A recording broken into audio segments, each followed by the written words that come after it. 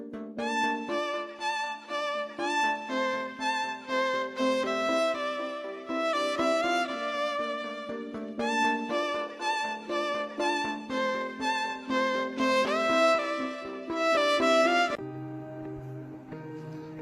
tudo bem? A proposta da reflexão de hoje é darmos continuidade ao tema Trabalho na Sociedade Capitalista, onde vamos falar sobre a mudança de paradigma de acumulação primitiva de capital para processo de acumulação flexível de capital. A primeira fase ela é subdividida em três partes, que é a cooperação simples, a manufatura e a maquinofatura, que vai até as duas últimas formas de produção, taylorismo e fordismo. Pois bem, a partir da década de 70, o capitalismo ele passa por profundas transformações no que diz respeito à gestão administrativa. Os antigos modelos, taylorismo e fordismo, já se apresentavam como obsoletos e não atendiam mais às necessidades do mercado, da produção e do consumo. Então serão criadas duas novas formas de gestão administrativas, que são elas, o toyotismo e o volvismo. Esta nova fase, ela traz consigo algumas características que são bastante claras para a compreensão desse novo processo. Vai haver uma intensificação no processo da automação, com a implementação da robótica, da microeletrônica, obviamente o aumento da produtividade, assim como também o aumento do lucro. Em contrapartida, o trabalhador, que representa a mão de obra, que produz toda essa riqueza para a sociedade, no mundo como um todo, ele vai sofrer grandes prejuízos, uma vez que os direitos trabalhistas serão tirados na maioria dos países, obedecendo uma política globalizante, neoliberal. Sistemas previdenciários serão eliminados, o aumento de desemprego em larga escala, entre outras condições. Essas são algumas das realidades apresentadas dentro do novo contexto do processo de acumulação flexível. Pois bem, o toyotismo ele foi criado por Taishi Ohno, um japonês, que dá início a essa nova forma de gestão a partir de 1948, logo pouco depois da Segunda Guerra Mundial, um momento muito delicado para o Japão, em que ele, ao participar da Segunda Guerra Mundial, foi atingido pelos Estados Unidos por duas grandes bombas em cidades importantes, estratégicas como Hiroshima e Nagasaki.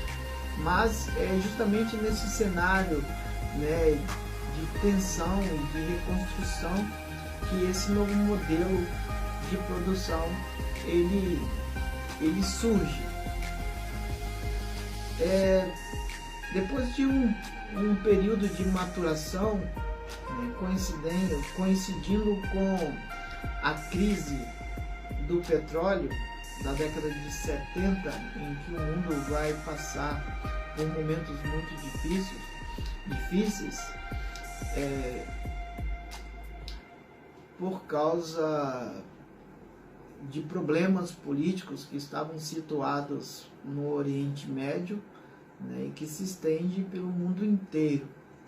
Esta empresa vai se destacar nessa produção, nessa nova forma, e vai se expandir para o mundo inteiro. Logo depois, não somente ela, como várias outras empresas no país, vão colocar o Japão numa posição muito privilegiada, de país destruído para país, de primeiro mundo, em desenvolvimento sobre todos os aspectos que diz respeito aos conceitos modernos. Mas o toyotismo, ele possui algumas características que são muito peculiares a ele, né? E são elas: a mão de obra, agora ela passa a ser muito multifuncional, ao contrário do que acontecia com o Fordismo, onde o trabalhador possuía funções específicas dentro do setor produtivo. O trabalhador que trabalha no modelo fordista, toyotista, ele tem que estar se qualificando o tempo todo, né, e adquirir capacitação para exercer outras funções, tá? Isso, é claro, tem como ônus a garantia de que ele terá uma instabilidade um pouco maior dentro da empresa. A flexibilização da produção também é outra característica bastante distinta que faz parte do modelo toyotista, onde que a variedade dos produtos ela vai se diversificar de uma forma significante, tendo em vista que o modelo antigo fordista não possibilitava uma variedade tão grande, nem a opção de que os consumidores pudessem ter direito a escolher produtos que fossem exclusivos. Agora, além da diversidade, você pode ter uma exclusividade em determinados produtos, obviamente, desde que você esteja disposto a pagar por essa exigência. O just-in-time diz respeito a uma mudança na lógica do consumo e da produção desse produto. Se antes o produto ele saía do fornecedor e passava pela fábrica para chegar ao consumidor, agora ele sai do consumidor através do pedido, ele passa pelo fornecedor, pela fábrica, para poder então voltar ao consumidor. Então, esta inversão faz com que o produto ele tenha que ser produzido no tempo certo, não havendo excedentes, né? Antes você produzia o produto, colocava no mercado e esperava que o consumidor o consumisse. Se vendesse, você estava no lucro, mas se não vendesse, você estaria no prejuízo. Agora, uma vez que o produto ele só é produzido a partir do momento em que surge o pedido, você diminui esse risco, né, de prejuízo de uma forma muito mais eficaz. As pesquisas elas passam a fazer parte do planejamento de todos os novos produtos e das demandas que o mercado consumidor requer, no tipo, na qualidade, no jeito, enfim, obedecendo às características que são peculiares de cada região, de cada continente, de cada sociedade, né? Os produtos eles devem atender a essas especificidades, né? Tendo em vista que a competitividade também ela aumenta a concorrência, e quem estiver mais ligado nos mínimos detalhes terá a chance de oferecer mais produtos a um número maior de pessoas, né, com uma diversidade maior de exigência. Kanban é uma nova técnica de organização no controle dos estoques, né, nessa logística da identificação, da etiquetas, uma técnica de etiquetação, onde esses produtos, uma vez identificados, né, elimina a possibilidade de serem comprados havendo reserva no estoque, ou deixar de serem comprados pensando que eles existem. E isto antes, por causa até mesmo da falta de organização nesse sentido, gerava transtornos dentro das fábricas de lucratividades. Isso aí gerava um prejuízo para a administração.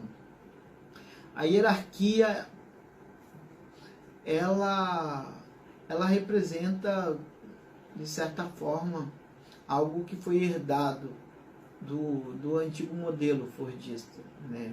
Os trabalhadores continuam trabalhando submetido a líderes que controlam, regulam, administram, orientam e estimulam toda essa produção do começo ao fim. O trabalhador não tem muita voz, não pode dar muita opinião em relação ao que está sendo produzido, e ele é utilizado apenas como um instrumento que faz parte deste processo, né? Eu diria que estamos dentro de uma lógica de desumanização do indivíduo. A automação, de certa forma, é uma continuidade, né, da mecanização, da maquinofatura, né, do processo de mecanização, com um diferencial, né, significante, que é a implementação da robótica e da microeletrônica, onde equipamentos, né, muito mais sensíveis, né, e detalhes, as coisas serão feitas com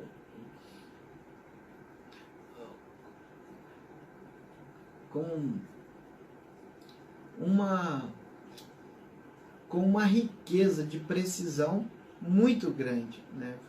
Então, com equipamentos muito sofisticados, softwares avançados, você consegue eliminar, prever e até identificar problemas que antes só eram possíveis depois de toda a produção, ou em muitos casos depois que o produto já havia entrado no mercado e que já havia sido consumido.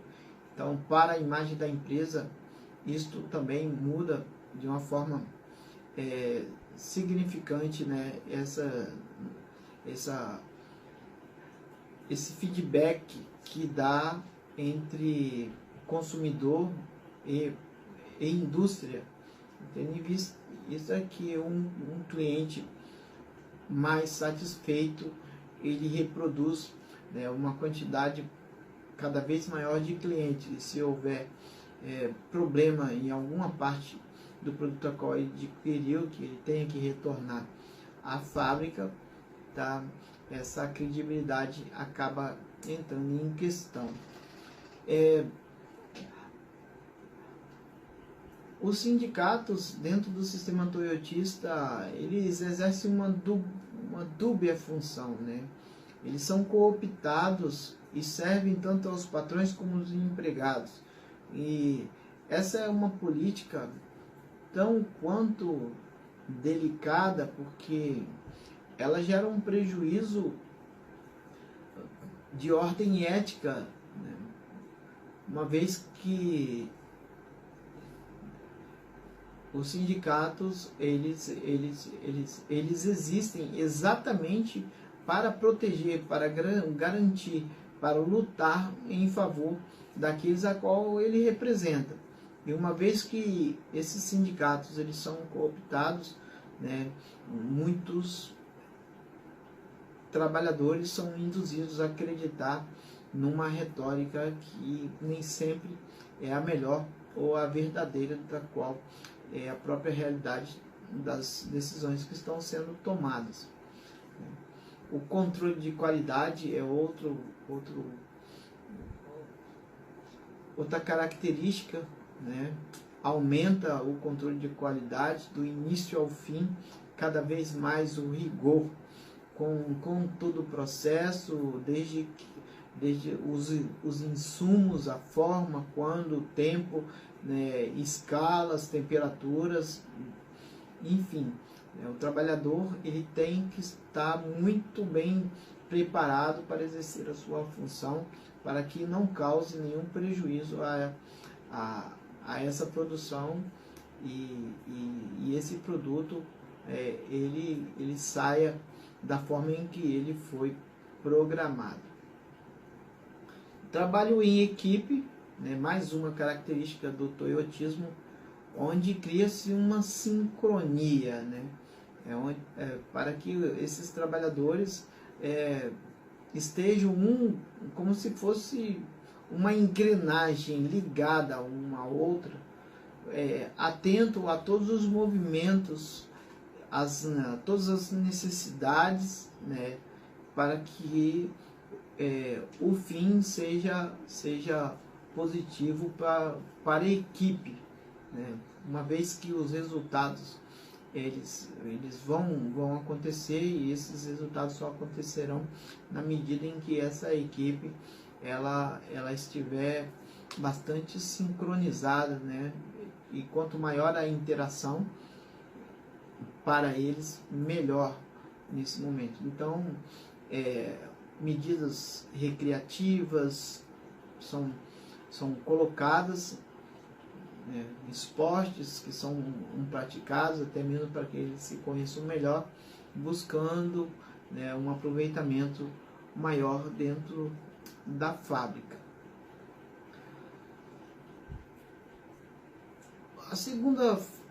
O segundo modelo de produção ou gestão administrativa é o volvismo. O volvismo ele foi criado por Henry Chavan, um engenheiro indiano que foge da guerra civil que havia no seu país e vai para a Europa e se localiza na Suécia, trabalhando na fábrica da Volvo. E é lá que ele vai desenvolver esse novo modelo de gestão administrativa que está ligado, né, a esse novo paradigma do processo de acumulação flexível de capital. E ele é fruto de várias experiências, né, que visavam substituir o modelo Taylorismo e Fordismo, né, conjuntamente com a particularidade de maior participação dos trabalhadores. Então, essa é uma grande particularidade do modelo volvista de produção. Entre suas maiores características, né, nós temos aqui a mão de obra, ela é muito qualificada. O trabalhador ele precisa ser extremamente preparado para ser selecionado, assim como também para se manter dentro da empresa.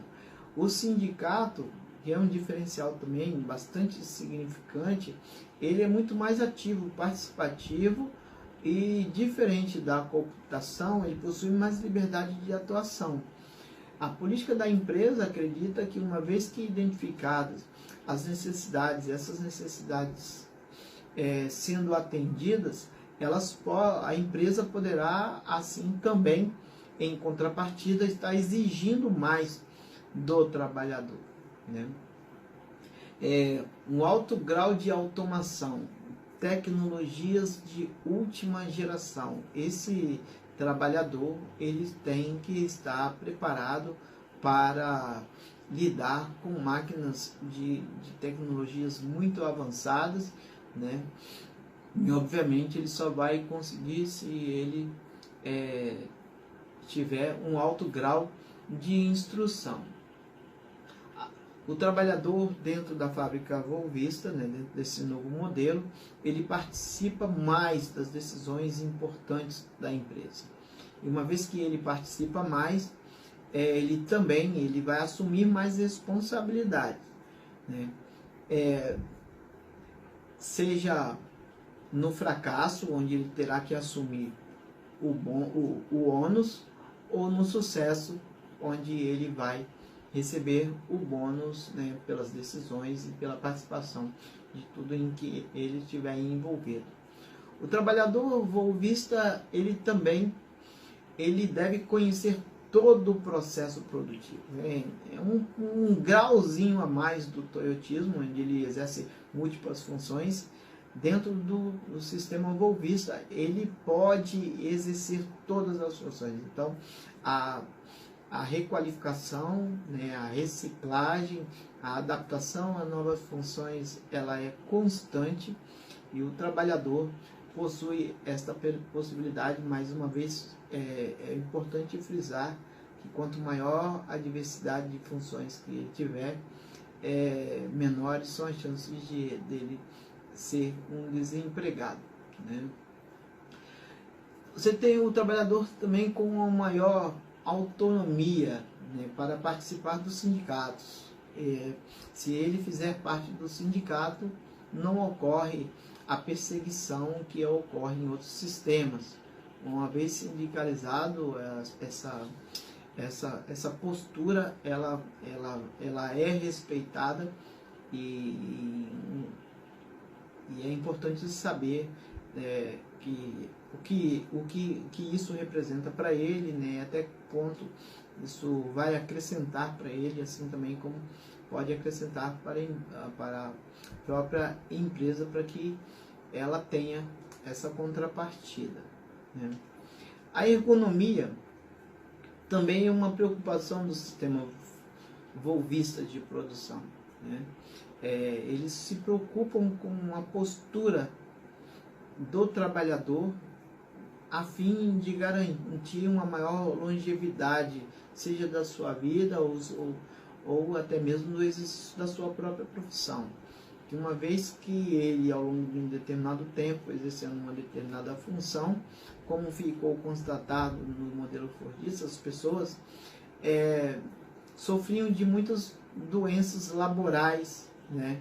E agora essas novas posturas irão direcionar a forma em que esse trabalhador deve se postar, a fim do benefício dele e também da produção da empresa. Então, todas essas mudanças, essas transformações, né, essas flexibilizações que aconteceram, tá? Elas mudam a produção e também o consumidor. O consumidor ele é estimulado a comprar cada vez mais, né? Os produtos eles ganham uma dimensão de produção não mais estática, começando e iniciando dentro de um mesmo setor, mas um automóvel ele pode ter o seu motor produzido na Alemanha, a sua parte, a produção de pneus no México, né? A parte elétrica sendo produzida na China e ser montado no Brasil. Os consumidores eles receberão agora uma influência da propaganda, do marketing, né, de uma forma mais intensificada, né, e vai incentivar o consumo. A sociedade ela se transforma numa sociedade muito mais consumista dentro dessa lógica.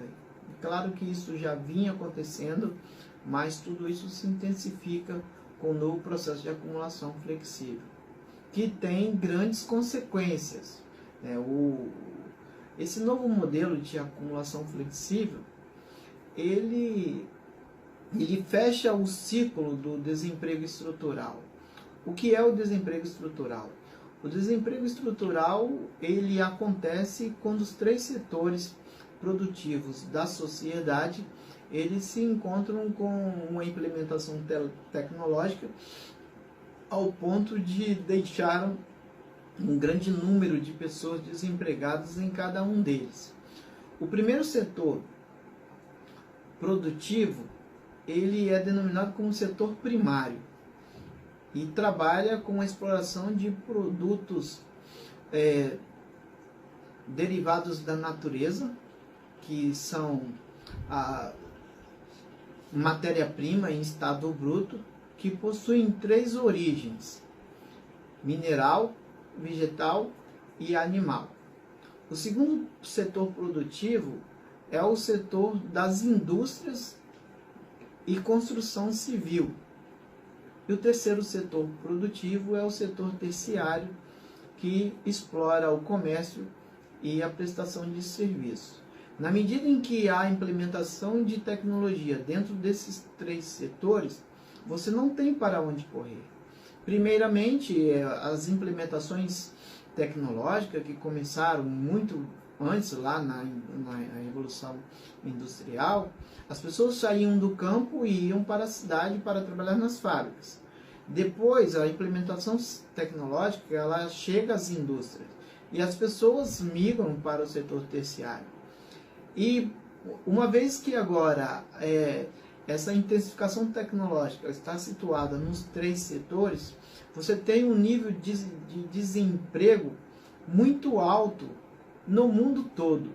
Só no Brasil, oficialmente, são mais de 13 milhões de pessoas desempregadas. Segundo a OIT, são mais de 192 milhões e 300 mil desempregados no mundo. As pessoas terão que buscar novas alternativas, como por exemplo, trabalhos domésticos. Aquele que possui um certo conhecimento ou habilidade em alguma coisa vai exercer essa função que antes poderia ser um hobby, hoje passa parte da sua sobrevivência, da sua vida, da sua família. Trabalhos familiares, as famílias terão agora que se juntar para produzir alguma coisa em comum, né? E quando há uma desestabilidade na família e que várias pessoas da mesma família ficam desempregados, criam-se alternativas. Trabalhos autônomos, né? As pessoas agora elas criam suas microempresas, elas passam a ser donas do seu micronegócio, que se chama pejotização, né? Empresas individuais.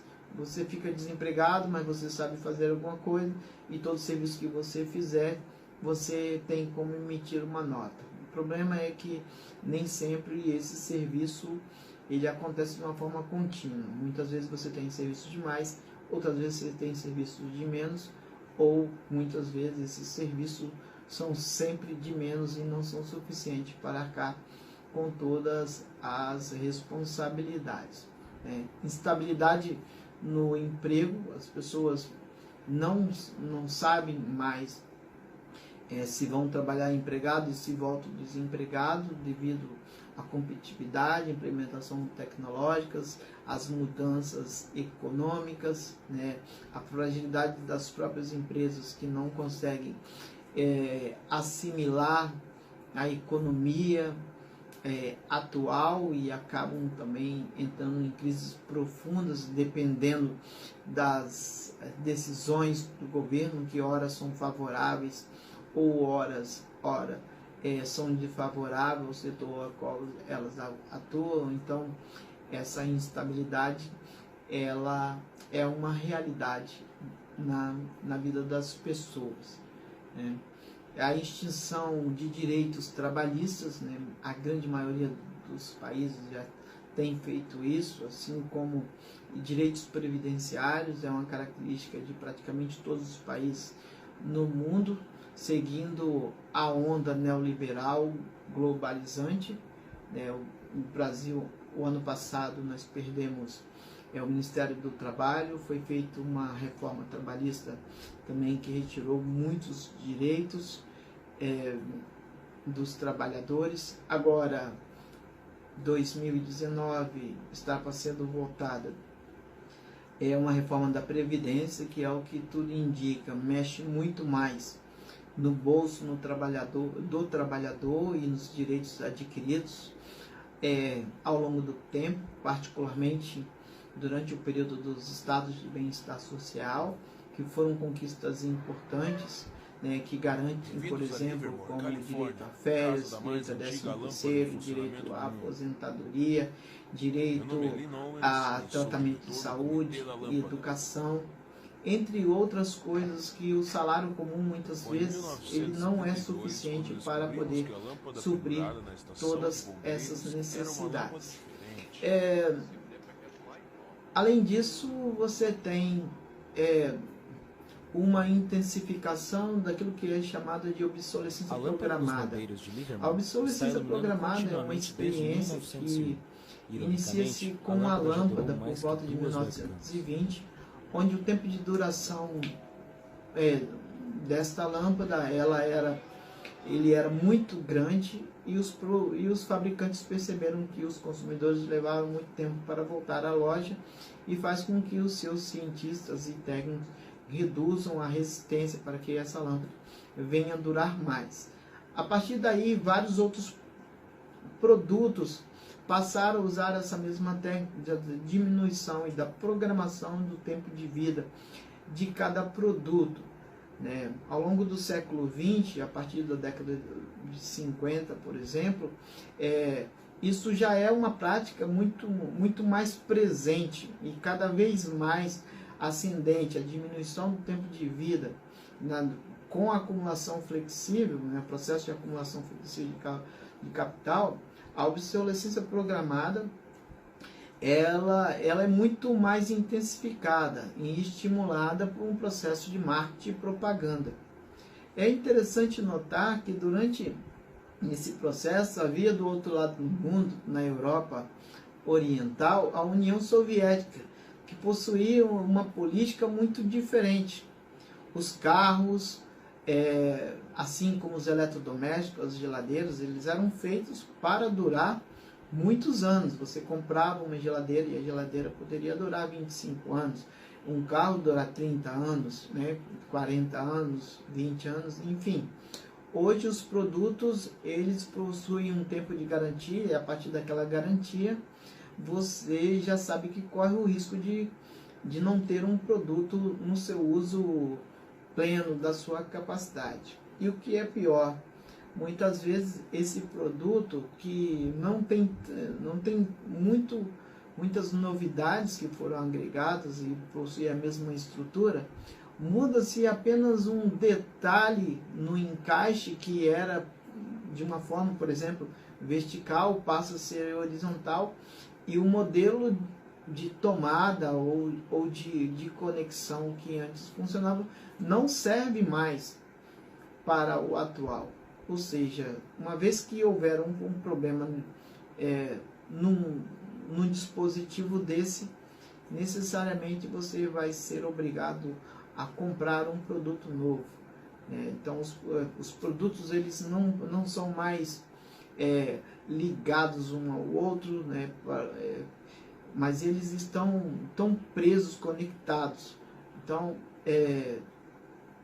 uma placa de computador, por exemplo, às vezes um detalhe que está presente numa parte desse hardware, né, te obriga a comprar todos os componentes que estão a eles conectados.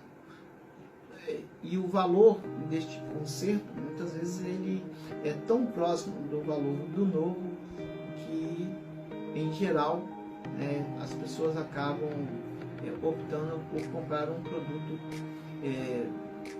mais novo. E isso faz parte do capitalismo, né? Você cria uma necessidade para vender novidade. E as pessoas também são induzidas, porque se você não está com um aparelho, com uma roupa, uma moda que seja atual, quer dizer que você já não faz mais parte do mesmo grupo, né? Já não é visto da mesma forma. A psicologia social, ela trabalha dentro dessa lógica que se você tem um aparelho que somente faz ligações e recebe mensagem, e o outro tem um aparelho que opera com vários aplicativos e câmeras e etc. Né? Assim, quer dizer,